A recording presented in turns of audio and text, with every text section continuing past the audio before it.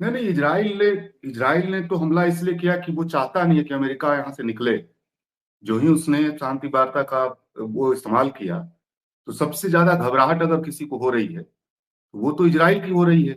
अगर मान लीजिए यहाँ से सैनिक अड्डों की साख खत्म हो जाए पश्चिम एशिया से, अमेरिका अपने इस इलाके से लगभग अगर वो मुक्त हो जाए, पश्चिम एशिया अमेरिकी दबाव से भी मुक्त हो जाए, तो इजराइल का अस्तित्व तो अपने आप संकट में पड़ जाएगा, क्योंकि पूरा जो पश्चिम एशिया है वो चाइना, रसिया और ईरान के नेतृत्व में चला आएगा।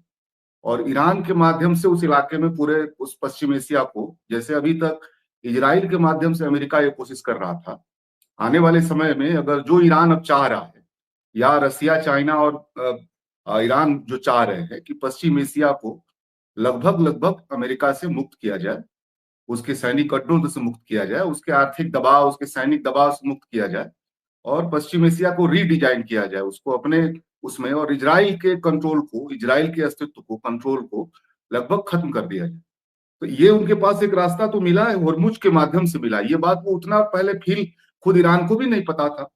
एक इंटरव्यू में बोल रहे थे कि उनके विदेश मंत्री, जो ईरान के विदेश मंत्री हैं, वो बोल रहे थे कि लोगों को अंदाजा नहीं था कि होर्मुज को हम इतना कंट्रोल कर सकते हैं। और एक हद तक हमारे यहाँ भी लोगों को यह अंदाजा नहीं था। और जब हमने कहा कि नहीं हम उसको रोक देंगे, तो लोगों ने समझा, दुनिया ने समझा कि ये एक इतना हिम्मत ईरान नहीं करेगा।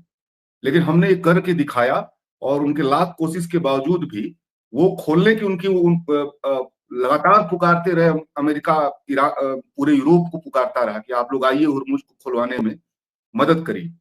लेकिन उसके बावजूद भी कोई आने का हिम्मत नहीं किया। पूरा यूरोप बाहर से ही बोलता रहा, क्योंकि उनका ये कहना था अगारची का कि क्योंकि उनको पता है कि वो ये खाली इसको खोल नहीं कर पाएंगे, वो ये संभव नहीं है। हमने इसके लिए बहुत जो रास्ता लिया है, खोल नहीं पाएंगे।